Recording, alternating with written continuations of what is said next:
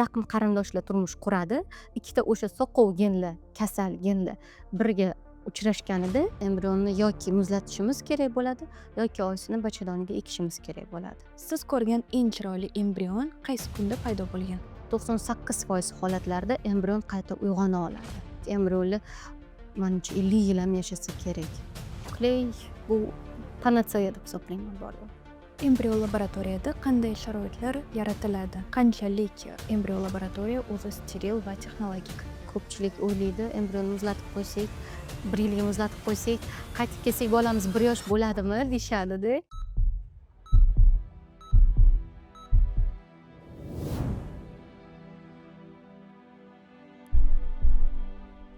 Har kuni bu insonlar sabab farzandlar dunyoga keladi. Ular tug'ruqni qabul qilmaydi. Ular homiladorlikni kuzatmaydi. Ammo aynan ular mikroskop ostida yangi hayotni birinchi bo'lib ko'radilar. Bugun studiyamiz mehmoni embriolog Maftuna Hamidovna. Biz bemorlar kira olmaydigan joy embrion laboratoriyani ichida nimalar sodir bo'lishini haqida suhbatlashamiz. Embrionlar 10 yillab uxlashi mumkinmi? Bu siz aynan oxirigacha ko'radigan son. Assalomu alaykum Maftuna Hamidovna, yaxshi keldingizmi? Assalomu alaykum, rahmat, yaxshi keldim. Sizni ko'rganimizdan juda ham xursandmiz. Men ham juda ham xursandman. Rahmat taklif qilganingizga avvalambor. Embriologiya haqida ochiq oydin gapirishga tayyormisiz? Tayyorman. Ekoda embriolog kim va nima uchun uni haqida shunaqa kam bilishadi? Embriologlar ekoda bu oyna ortidagi qahramondek gap. Aslida ekoni eng muhim jarayonlar embrion laboratoriyada sodir bo'ladi va bunda bevosita embriologlar qatnashadi va ular patsientlar bilan to'g'ridan to'g'ri ishlamagani uchun ular haqida patsientlar bilmaydi va bu kasb borligi haqida ham ko'pchilik bilmaydi hali bizada. Biza embrion laboratoriyada yangi hayot paydo bo'lishini guvohi bo'ladigan va shunga sababchi bo'ladigan insonlarmiz, embriologlar. Embrionlar bilan ishlaydigan insonlar. Embrion laboratoriyada umuman embrionlar qanday paydo bo'ladi? Embrion laboratoriyada embrionlar ikki xil usulda paydo bo'ladi. Birinchisi bu klassik eko bo'lsa, bunda bitta idishchaga ayol kishining tuxum hujayrasini solib qo'yamiz va yoniga o'zini nikohlangan turmush o'rtog'ini biomaterialni qo'shib qo'yamiz. Bu tabiiy usulga juda ham yaqin, chunki har bitta spermatozoid o'zi topadi tuxum hujayrani. Ikkinchi usuli bu XY usuli. Bunda embriologlar maxsus mikroskopimiz bor. O'sha yordamida tuxum hujayrani ushlab turib, прям специальный xoldinglarimiz bor.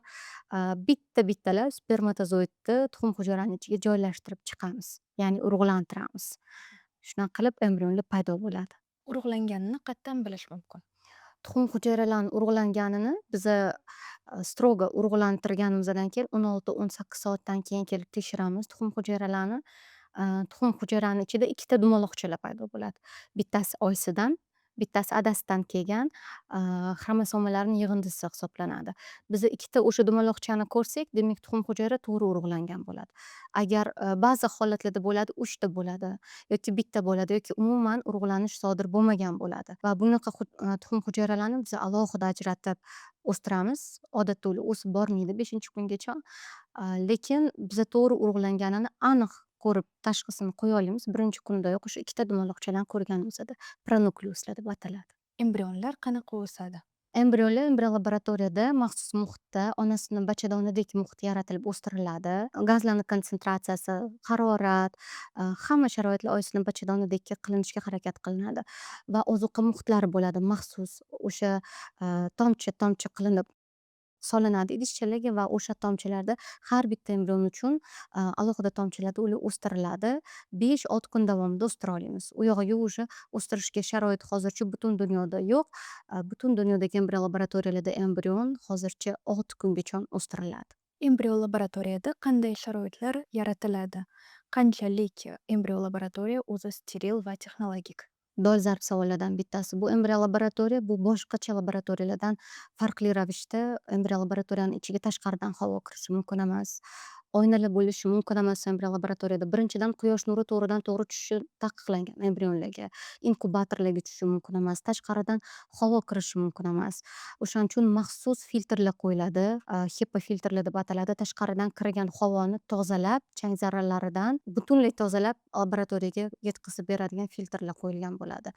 Yana laboratoriyada doimiy 22-23 gradus harorat ushlanadi. Yozmi, qishmi farqi yo'q. Har doim o'sha harorat ushlanib turishi turishi kerak va bu uchun maxsus texnikalar qo'yilgan laboratoriyada. Keyin embrion laboratoriyamizda embrionlar bilan ishlash uchun maxsus laminar stollar qo'yilgan bo'ladi. Undayam o'zini havosi shunaqangi keladiki, tashqaridan havo kirmaydi, o'zini ichkaridagi havosini o'zi tozalab, doimiy ravishda uzatib turadi. Steril havo bo'ladi o'sha embrionlar bilan ishlaydigan zonamizda, embrion laboratoriyadan tashqari. Va tashqaridan odamlar shunchaki kirolmaydi embrion laboratoriyaga, maxsus kodlari bo'ladi. Faqatgina ishchilar kiradi, embriologlar ya'ni kiradi. Tashqaridan odamlar kirishi, bezovta qilishi, chalg'itishi umuman taqiqlangan. Va yana bitta narsa, embrion laboratoriyada telefonda gaplashish ham taqiqlangan. Chalg'ishimiz mumkin emas, chunki butun e'tiborimiz faqatgina embrionlarda bo'lishi kerak. Birinchi kunlarda embrion bilan nima sodir bo'ladi? Uning birinchi kunlari nimaga bog'liq? Birinchi kunda embrion urug'langanidan keyin bo'linishni boshlaydi. Bitta dumaloq bo'lib turgan tuxum hujayra shundoq ikkiga bo'linib qoladi. Ikkita hujayra keyin to'rttaga bo'linadi, keyin sakkiztaga bo'linadi. Bu kunma-kun bo'ladi. Ikkinchi kun, uchinchi kun, to'rtinchi kun bo'lib, oxirgi beshinchi kungacha o'stiramiz dedim. Embrion laboratoriyada embrionni u yuzlab hujayralardan iborat bo'ladi. O'sha blastotista bosqichi deyiladi va aynan shu bosqichida biz embrionni yoki muzlatishimiz kerak bo'ladi yoki oysini bachadoniga ekishimiz kerak bo'ladi. Atak embriologlar har kuni mikroskop ostida yangi hayot qanaqa rivojlanayotganini, qanaqa o'sayotganini guvohi bo'la olamiz. Bir shunaqangi sehrli kasb desam ham bo'ladi. Bu hayot o'syaptimi, o'smayaptimi, sekinroq o'syaptimi yoki qanaqadir patologiyalari paydo bo'lyaptimi.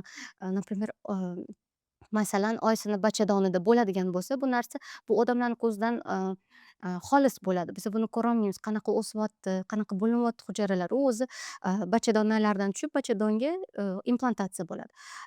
Aynan embrion laboratoriyada biz o'sha har bitta etapini guvohi bo'la olamiz va qaysidir joyda embrion noto'g'riroq o'sayotgan bo'lishi mumkin yoki sekinroq o'sayotgan bo'lishi mumkin. O'shanga qarab embrionlarini saralab boramiz va eng yaxshilarini orasidan eng yaxshilarini oysini bachadoniga ekamiz. Nima uchun ba'zi embrionlar rivojlanishida to'xtab qoladi va nima uchun ko'plab juftliklar umuman embrion hosil bo'lishiga ham guvoh bo'lishmaydi? O'zi ayol kishidan tuxum hujayralarini olsak, masalan, 10 ta tuxum hujayra olsak, 10 tadan 10 ta embrion hech qachon hosil bo'lmaydi. 10 tadan 6 ta, 8 ta, 60-80% hollarda embrion 3-kunga yetib boradi. 5-kungacha undan ham kam, 50%, 60% da yetib boradi. Nima sababdan embrion 5-kungacha yetib bormaydi? Birinchi sababi eng ko'p uchraydigan bu undagi genetik nuqsonlar. Xromosomasidagi aneuploidiyalar deyiladi. Ya'ni xromosomalar soni oshib ketishi yoki kamayib ketishi yoki umuman xromosomalar qanaqadir o'rin almashib qolishlari bo'lishi mumkin va aynan mana shu sabab tufayli ko'pincha embrionlar 5-kungacha yetib bormaydi. Bu birinchi sababi.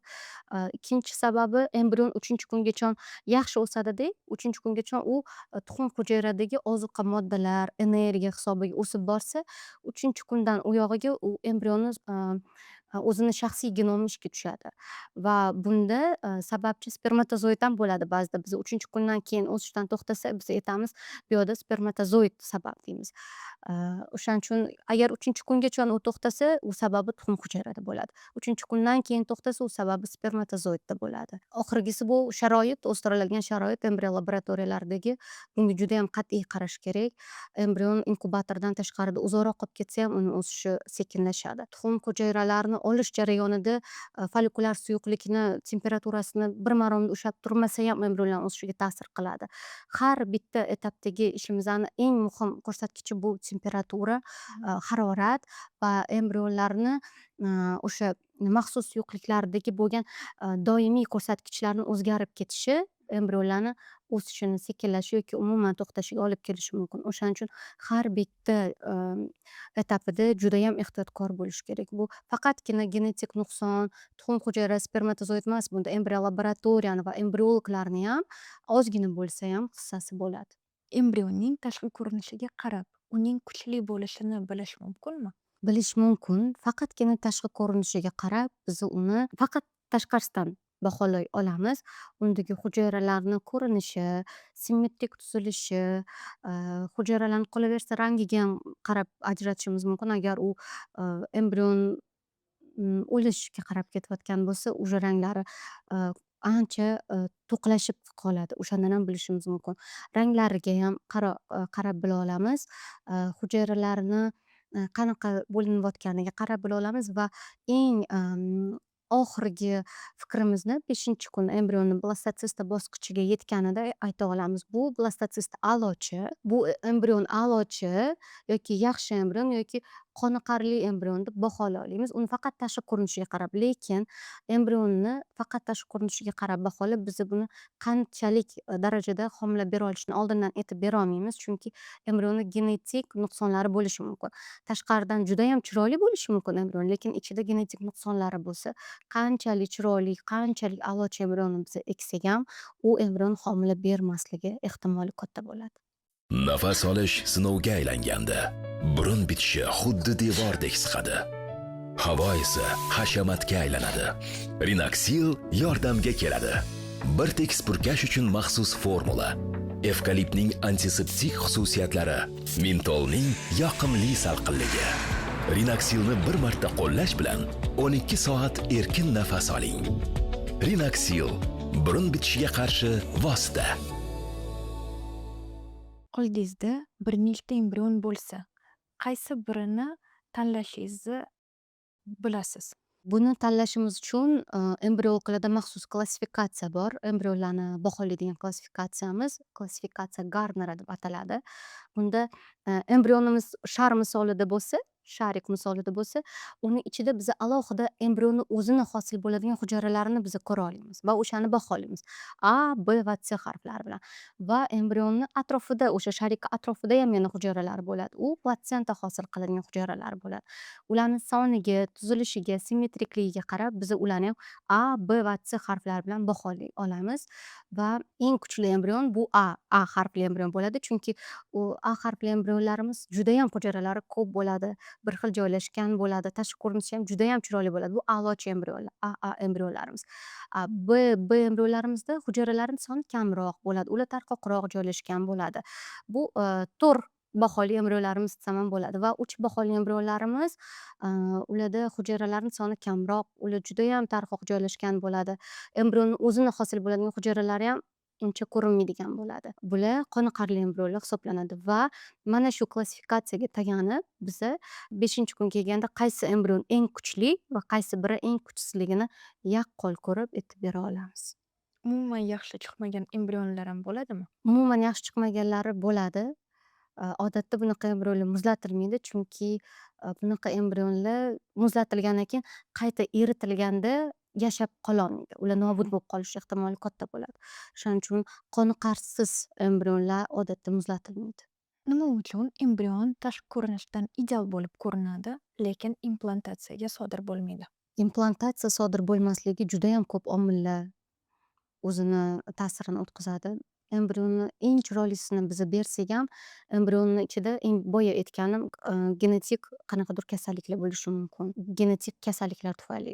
Ikkinchisi bu bachadonni o'zini shilliq qavati bo'ladi. U shilliq qavati embrionni implantatsiya bo'lishi uchun kerakli millimetrlardan oshgan bo'lishi kerak.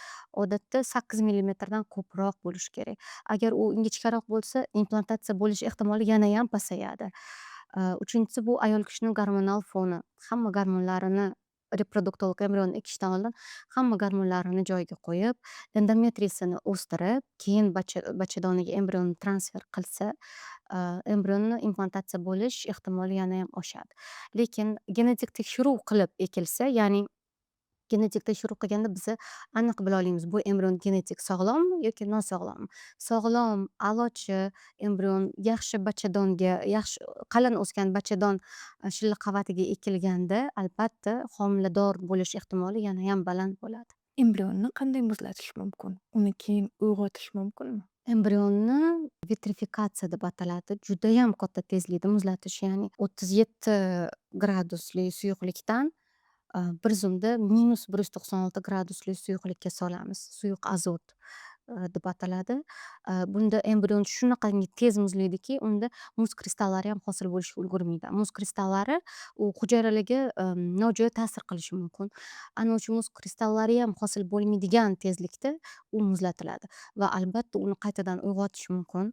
O'sha -196 gradusdan 1 sekund ichida 37 gradusli suyuqligimizga solamiz. O'sha maxsus idishchalarda bo'ladi ular. Solamiz va ularda yana qaytadan barcha fiziologik jarayonlar tiklanishi boshlaydi. U embrion o'lib qolmaydi. Oldinlari bu metodika ishlab chiqilgungacha ko'p har xil to'siqlardan o'tishgan olimlar, chet eldagi olimlar, lekin hozirga kelib bu bizani suyuqliklarimiz, maxsus suyuqliklarimiz shunaqangi ishlanganki, 98% holatlarda embrion qayta uyg'ona oladi. Ya'ni muvaffaqiyatli muzdan eritiladi. Embrion muzlatilgan holda necha yil saqlanishi mumkin? Chegarasi bormi?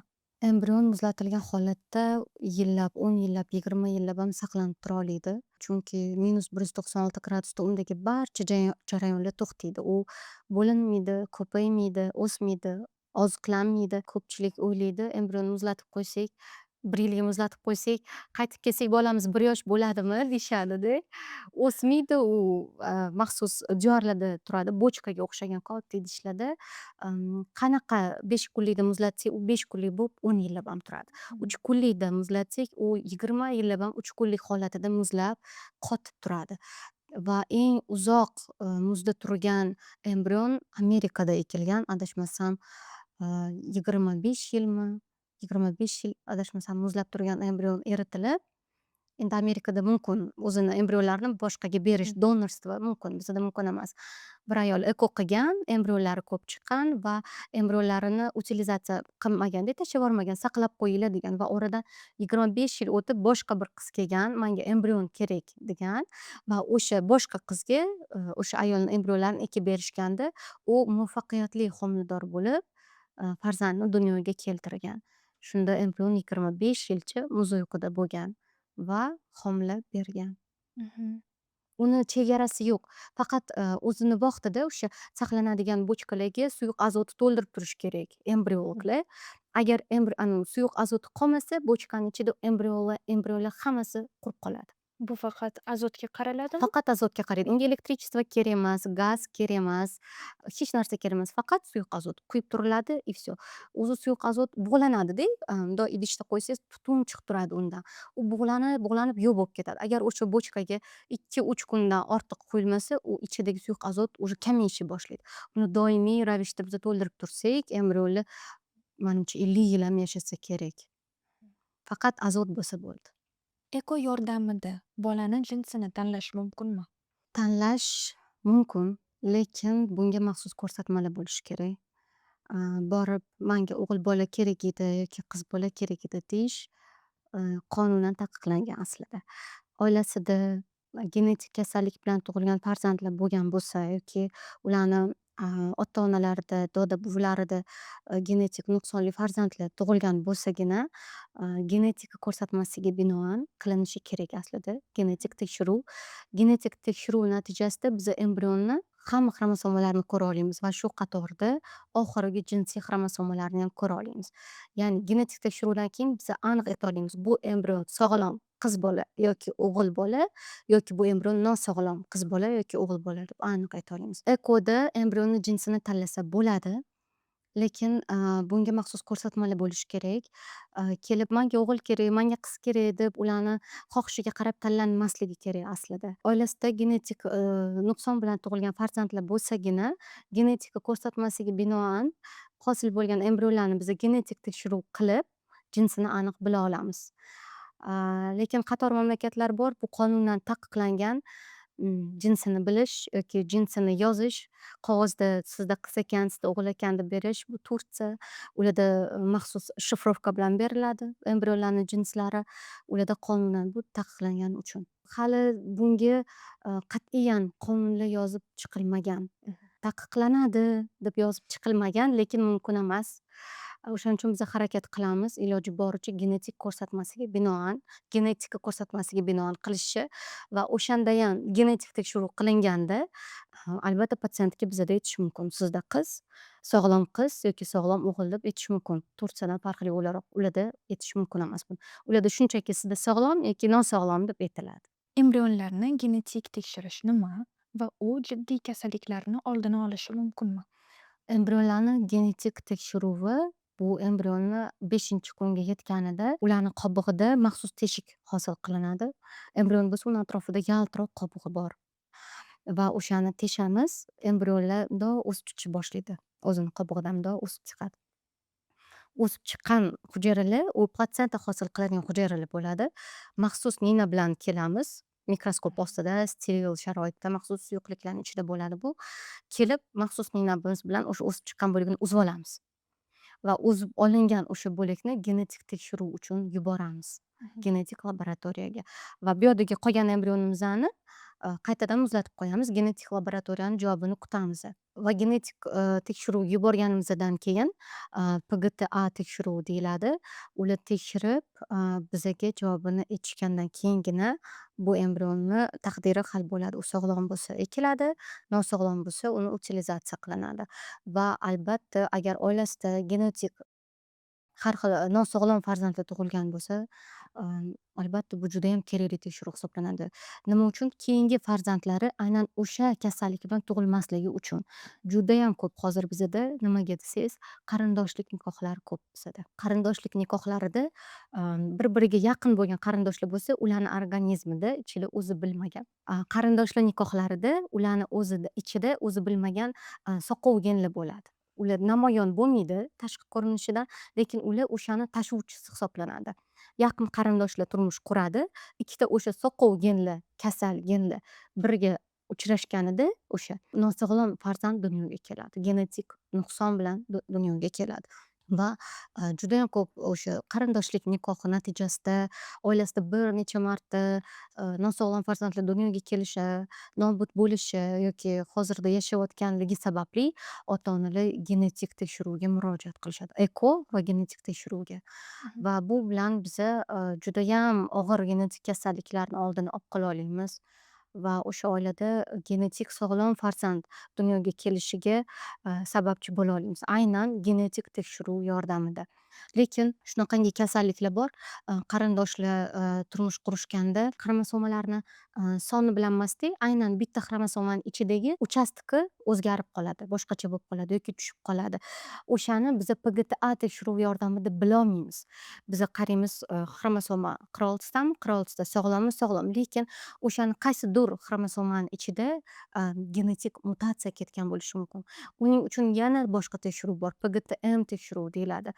O'sha tekshiruvni qilamiz. Qarindosh nikohlari kelishganda birinchi PGTM qilamiz. U aynan o'sha tochka aynan oldingi farzandidagi mutatsiya bu farzandida yo'qligini bilgandan keyin uni ikkinchi bosqich tekshiruvga olamiz. Ya'ni xromosomalarni soni, PGTA xromosomalarni soni hammasi to'g'rimi yo'qmi tekshirishga olamiz. Agar to'g'ri bo'lsa ekamiz. Lekin bilasizmi, ba'zida shunaqa bo'ladi.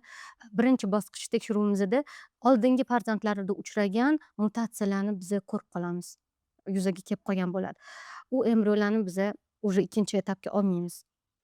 Yoki bo'lmasam tashuvchi bo'lib qoladi o'sha embrionlar. Tashuvchi ekan deymiz. Bir xil oilalar aytadi, "Ovringlar ikkinchi etapga ham tekshiravringlar" deyishadi.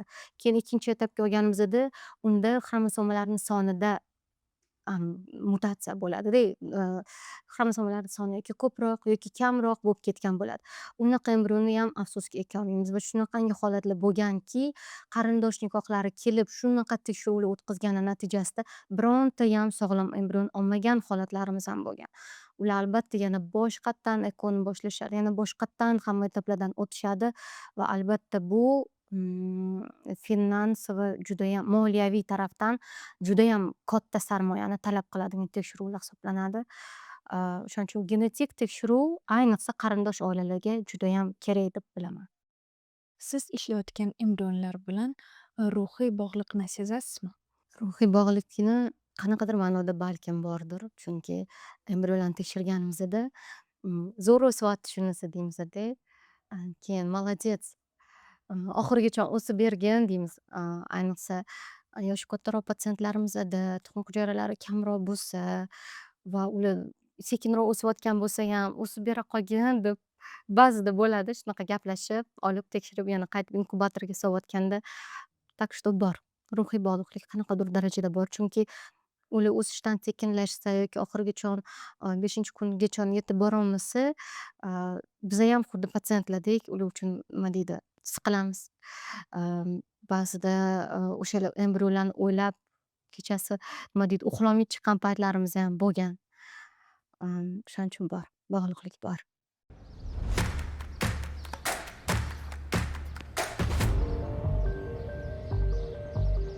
Agar hayz og'rig'i sizni bezovta qilsa, Farsil qabul qiling. Farsil og'riqdan tezda xalos bo'lishga va normal hayotga qaytishga yordam beradi. Farsil og'riqdan kuchliroq. Xato qilib qo'yishdan qo'rqasizmi? Embriologning mas'uliyati qanchalik katta? Xato qilib qo'yishdan har bitta embriolog qo'rqadi. Man qo'rqmayman xato qilishdan degan embriolog o'zi yo'q. Chunki biza to'g'ri jonli narsa bilan, patsient o'zi bilan, odamlar bilan ishlamasak ham, biza odamlarni keyingi bo'ladigan hayoti, taqdiri bilan ishlaymiz deb ayta olaman, adashmayman shunaqa desam. Chunki shunaqangi kelishadiki, bu mani oxirgi shansimidi deyishadi ayollar. Agar shundan homilador bo'lmasam man ajrashaman. Ajrashishimga to'g'ri keladi yoki qaynonam ajratib yuboradi degan joylari ham bo'ladi. O'shaning uchun har doim qo'rqamiz xato qilishdan. Har bitta etapida bir emas, ikkita embriolog tekshirib turishi shart. Eng birinchi bo'lib bu o'sha ayolni o'zini erini biomaterialidan urug'lantirilishini, bu двойной kontrol bo'ladi. Bitta embriolog uni familiyasini o'qib qilmaydi. Albatta ikkinchi embriolog tepasida turib, ikkinchisi ham tekshirib qilinadi. Nima uchun? O'sha xato qilib qo'yishimizdan qo'rqqanimiz uchun. Embrionlar muzlatilayotganda ham xuddi shu har bitta patsientni o'zini idishchalarida, embrion o'sadigan idishchalarida plastikoviy прозрачный idishlar bo'ladida, ustida familiya ismlari yozilgan bo'ladi. O'sha familiyadan olganman, o'sha embrionni olganman va unaqa ingichka xuddi ruchkani pastasiga o'xshagan idishchalarda muzlatiladi ular. O'sha ruchkani pastasiga o'xshagan idish ustiga ham biz yozamiz ularni ismi, familiyalarini yozayotganda ham ikkinchi embriolog albatta kelib qarab turishi kerak. Nimaga adashib ketishimiz kerak emas. Aynan o'sha patsient embrionlari o'zini familiyasida muzlatilinishi shart. Aks holda bu judayam katta xatoliklarga olib kelishi mumkin. Birovni farzandi, birovni oilasida dunyoga kelib qolishigacha olib kelishi mumkin. O'shaning uchun har bitta etapida biz qo'rqamiz. Двойной kontrol bo'lishini har doim ta'minlaymiz. Bitta embriolog hech qachon laboratoriyada ishlamaydi. Albatta yonida odam bilan ishlaydi. O'shaning uchun har bitta etapida, har kuni qo'rquv bilan, adashish qo'rquvi bilan ishlaymiz desam ham bo'ladi. Eko va din o'rtasidagi bog'liq bormi?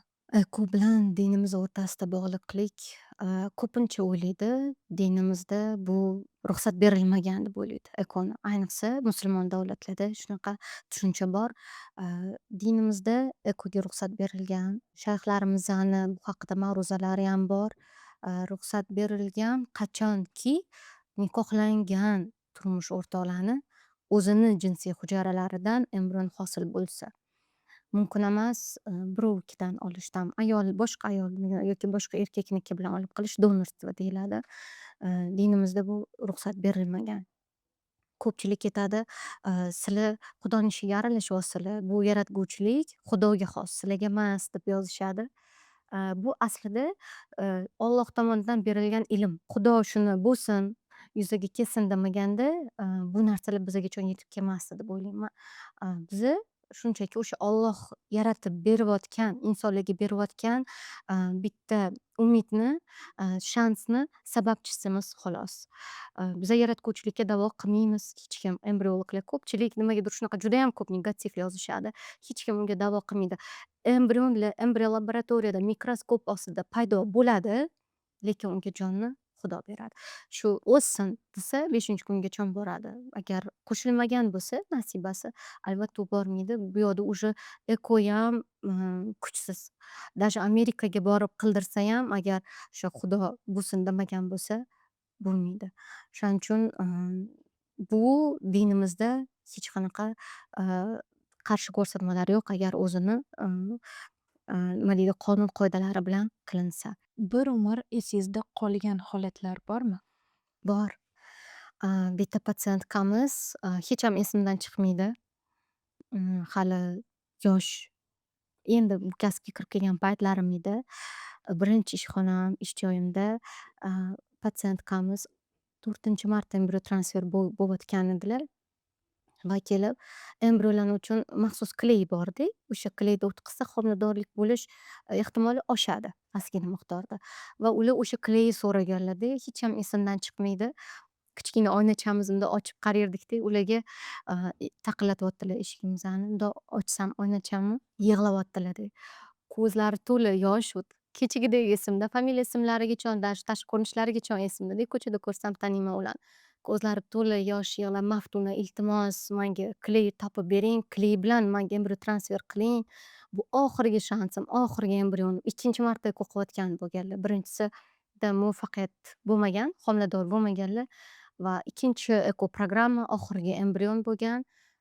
Agar shunisi ham o'xshamasa, men ajrashib ketaman, ajratib yuborishadi mani, deyaptilar.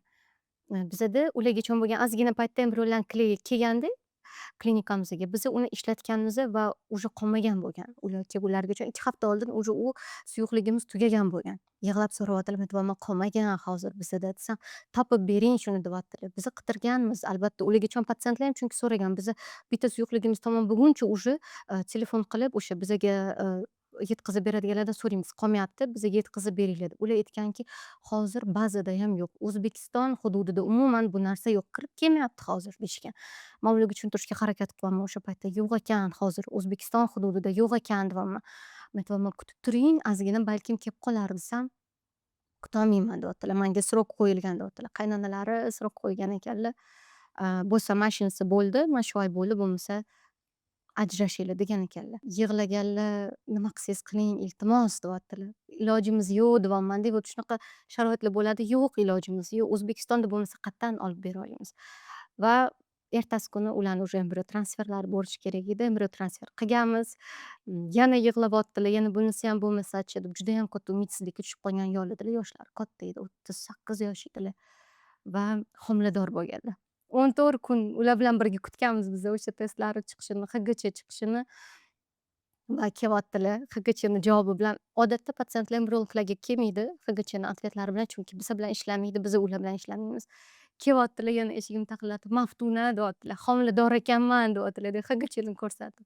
Shundoq anaqa yoshlanib ketgan o'sha paytda ko'zim. Eshikni ochib, quchoqlab tabriklaganman. Kechagidek esimda. Shuning uchun Xudodan so'rash kerak. Avvalambor kley bo'ladimi? Boshqa davlatda qildirasizmi? U Xudoyim bersa albatta bo'ladi. Kley bu panatseya deb hisoblayman bor yo'g'i. Juda qiziqarli holatda aytib berdingiz. Lekin bizda savol. Bu kley haqida ko'proq bizga ma'lumot bersangiz, o'zimizga ham qiziq bo'ldi. Kley aslida bu xalq tilida kley deyiladi. Embrion glyuoti. Uni ichida gialuronidasa degan maxsus suyuqligi bor. O'sha suyuqlik embrionni bachadonga adgeziya bo'lishini, ya'ni yopishishini ta'minlab beradi. Yanayam quyuqroq sredada bu muhit. Yanayam quyuqroq muhit. Bizda обычно transfer qiladigan suyuqligimiz sal suyuqroq bo'ladi. Bu yanayam quyuqroq bo'ladi va ichidagi maxsus boyitilgan sreda bo'lganligi uchun ko'proq, uzoqroq muddat bachadonni ustida bundoq yopishibroq turishiga sababchi bo'ladi. O'shaning uchungina faqat buni kley deyishadi. Va bu kleyni homiladorlik samarasini oshirish foizi bor yo'g'i 7%. Butun dunyoda bu bo'yicha har xil исследованиялар qilinganda 7% deb bergan olimlar verdiktni. Lekin bu ham kim uchundir katta ko'rsatkich bo'lgani uchun o'sha kleyni so'rashadi. Aslida bu kley emas, bu bor yo'g'i gialuronidasa degan modda. Embrionning yaxshi yoki yomonligini tushunish uchun qarab turishga necha soniya kerak? 5 soniya yetadi. Siz ko'rgan eng chiroyli embrion qaysi kunda paydo bo'lgan? 5 kunligida. Ko'proq embrion uchun xavotir olasizmi yoki ota-onalar uchunmi? Embrion uchun Embrion eritilgandan keyin o'lib qolishi mumkinmi? mumkin. Muzlatilgan embrion qayerda saqlanadi? Maxsus bochkalarda sasut jori deb ataladi, o'sha yerda saqlanadi. Ishingizdagi eng qiyin narsa texnikami yoki mas'uliyatmi? Mas'uliyat. Agar embrion tarix bo'lsa, u qanday tarix? Kurashmi, mo'jizami, umidmi? Mo'jiza. Embrionni ko'chirib o'tkazish paytida nimani haqida o'ylaysiz? Embrionni yashab ketishi haqida. Maftuna Hamidovna, ishoning judayam qiziqarli mavzu bo'ldi. Katta rahmat sizga. Ochiq oydin gapirdingiz. Bekitmasdan, ko'nglingizdan sizga katta rahmat aytamiz. Sizlarga ham rahmat. Taklif qilganingizga judayam qiziq bo'ldi suhbat. Rahmat. Sizda qanaqadir tavsiyalaringiz bo'lsa, bemalol aytsangiz bo'ladi. Eko yo'lida turgan ayollarga maslahatimni berib ketmoqchiman. Hech qachon taslim bo'lmang. Eko yo'liga kirgan ayol borki, ular kuchli ayol hisoblanadi. Chunki bu yo'lga kirishga hammani ham irodasi birinchidan, ikkinchidan moliyaviy tarafdan kuchi yetmaydi. Shu yo'lga kirgan ayol borki, bilinglar sizlar judayam kuchlisizlar. Hech qaysi etapida taslim bo'lmanglar, yarim yo'lda qolmanglar. Birinchi marta o'xshamasa ham qo'linglarni tushirib, bo'ldi manda bo'lmas ekan demanglar. Yana va yana bo'lmagunigacha harakat qilaveringlar va sizlarda albatta hammasi o'xshaydi va siz ham ona bo'lasiz. Bir farzand dunyoga kelish ortida qancha odam turganligini kamdan kam o'ylaymiz. Ba'zan yangi hayotning ilk beshiga ona qorni emas, balki laboratoriyadir. Bugun biz odatda kirish taqiqlangan joyga nazar soldik. Tibbiyot haqida sodda tilda ko'proq bilish uchun bizga obuna bo'ling. Xayr, salomat bo'ling.